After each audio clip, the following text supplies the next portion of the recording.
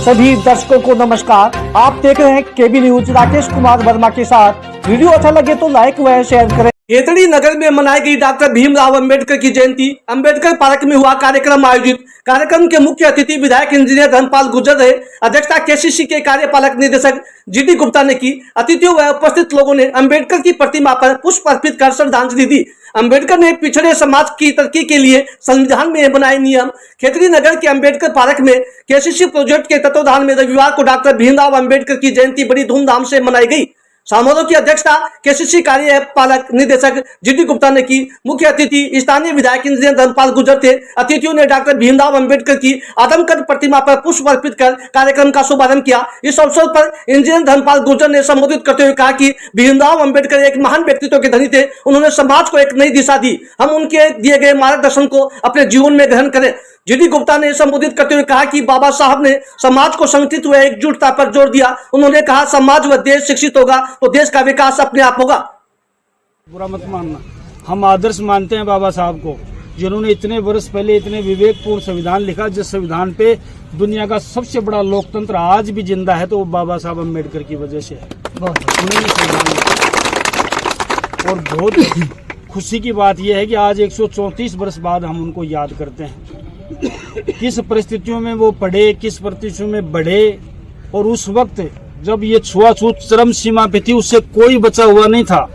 हमने तो अपने जीवन कालखंड में सुना है कि कुछ लोग उनके लिखे हुए संविधान को चिमटे से पढ़ते थे। ऐसा जमाना हम सोच के भी कांप जाते हैं। आज वो चीजें धरातल पे नहीं है। सर्व समाज आज एक है। जैसा मैंने बिड़ते ही एक बार आपको मजाक में कहा था कि मेरा जो चालक है ईडी साहब, वो दलित मतलब मेघवाल समाज से आता है, जबकि वो मेरी रसोई में मेरा खाना भी बनाता है, सारा काम कर, अच्छी नौकरियों में हो। निश्चित रूप से उस वक्त उनकी सोच रही होगी तो मैं समझता हूँ उससे बड़ी सोच कोई हो नहीं सकती कि एक समाज जो दलित है, पिछड़ा है, कुचला हुआ है, उस समाज को देश की मुख्य धारा में लाने के लिए जो सोच रही होगी, निश्चित रूप से उस सोच को मैं सलाम करता हूँ, सैल्यूट करता हूँ। क्योंकि आज हमारे बीच में विद्वान लोग खड़े हैं, ईडी साहब खड़े हैं, विपिन जी खड़े हैं, एजीएम साहब खड़े हैं, और सभी प्रबुद्ध बुद्धिजीवी लोग खड़े हैं। कोई एक व्यक्ति ये समझे कि विधायक बन गया तो मैं ज्ञानी हूँ, मेरे से सब लोग ज्ञानी हो, मैं भी आपके बीच का ही व्यक्ति हूँ। निश्चित रूप से मैं मेरे पूरे जन सेवक होने के नाते और पूरे खेतड़ी उपखंड की तरफ से पुनः एक बार आपकी उपस्थिति में बाबा साहब के चरणों में बहुत बहुत प्रणाम करता हूँ और इस उनकी जयंती पर उनको नमन करता हूँ। आ जाएगा कि कितना देश कहाँ जा रहा है ना। तो ज्यादा ना कहकर मैं एक बात कहूँगा कि अम्बेडकर जी का जो सपना है उसको साकार करने के लिए हम सबको, खास करके दलित समाज को, उन 90 लोगों में नहीं आना है और 10 लोगों में आना है। मतलब कि आप अपना देख करके भूल जाओ, वो ऐसा नहीं होना चाहिए। हर व्यक्ति जो इसका लाभ उठाता है वो लाभ लेने के बाद में अपने से नीचे गए गुजरे वालों को एक को उठा करके अगर अपना जीवन समाप्त करेगा तो मुझे लगता है कि उनका सपना साकार होगा। अदरवाइज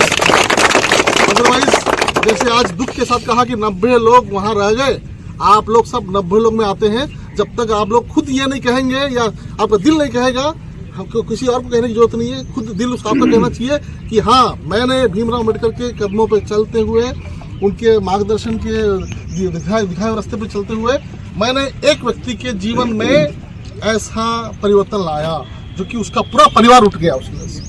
अगर ऐसा कर सकते हैं तो उससे अच्छा कुछ नहीं हो सकता। अदरवाइज भाषण देते रहो, खोखले बातें करते रहो, कोई मतलब नहीं।